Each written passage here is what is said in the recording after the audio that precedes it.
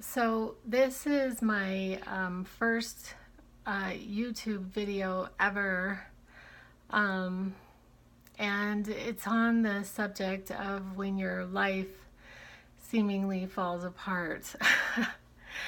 I don't normally look like this. I'm a fairly vain person, and I've had just such a hard month and an especially hard last week. And I've been greatly helped by YouTube's. I've been watching a lot of them. And I just thought this might be meaningful to people who have been through when their life just falls apart. And sometimes I notice, when I'm watching them, the people, are past it and I'm in it. So I wanted to, or I feel a compulsion to share the events of just today. Um, I was moving my children out of the space that we've been living in for, I don't know, the last 9 months, and I have been there for nearly a year. Um, I had thought that I met the love of my life, and I had moved in and just really tried to embrace a new life. Um, I had quite a bit of childhood trauma and trauma in different relationships in my life. And thinking back, I don't know if I think maybe once I've had a really healthy relationship. Other than that, my relationships with men have just typically not been very healthy. Um, so, what is happening, I just really prefer to not talk so much about him, uh, just the events of the day. What I have found, I learned a lot today. As I was moving out, I was really thinking about what is happening in my life. I had lost a job that I absolutely loved about 3 weeks ago. And um, I didn't really know what was happening. But I'm not even entirely sure I want to talk about that very much right now, except that it was sort of like this culmination of everything that hit me, um, has really hit me in the last about month, just realizing how out of control that my life really was. Um, from a perspective of just really groping for love and acceptance, and I realize how I've just been behaving like really needing the next love hit, just something to make me feel better, but looking for love in all the wrong places. But today it was just extremely apparent to me that I don't have a really strong support system. I have surrounded myself with um, people who are not dependable. Um,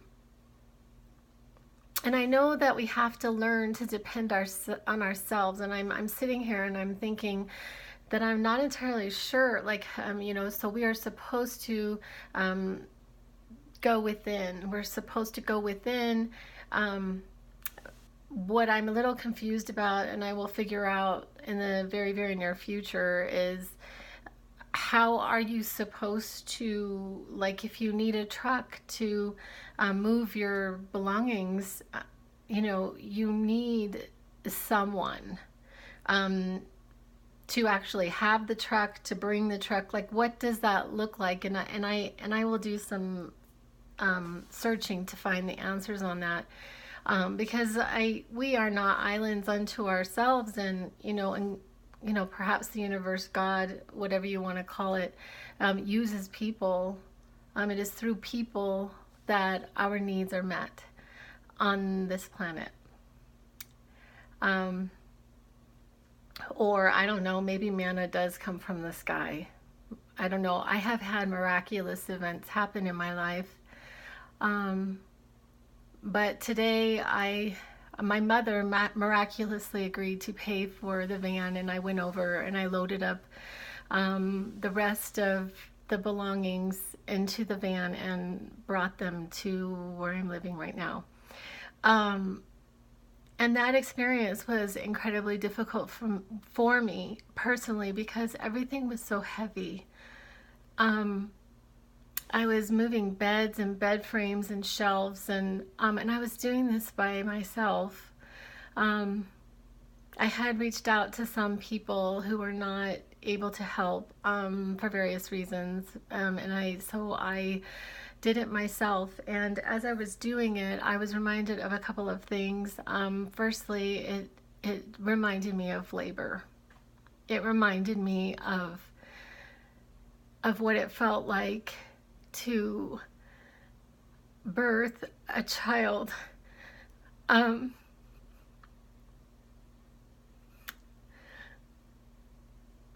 it just felt so heavy, and I realized that I've been carrying a lot. I've been carrying a lot for a long time.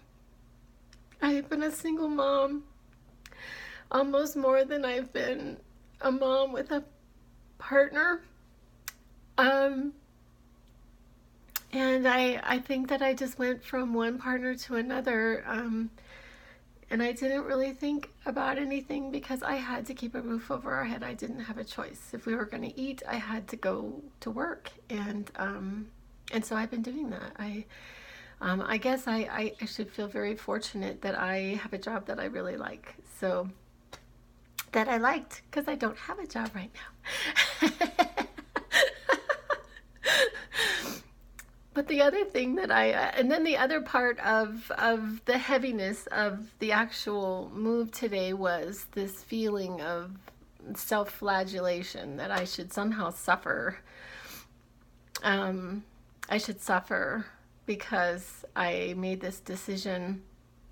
I guess I made the decision. I'm not really seeing things clearly right now, but that I should suffer, and so I should have to do it all, and I should have to figure it out, and I should have to move it all, and it's my fault, and it's all on me. So, and I will do some work on that.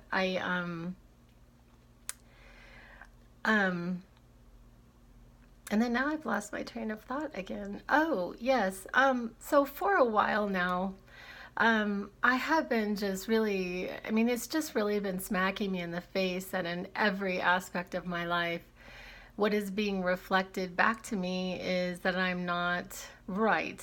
I'm not enough. I'm not, the way that I'm doing it isn't professional. It's,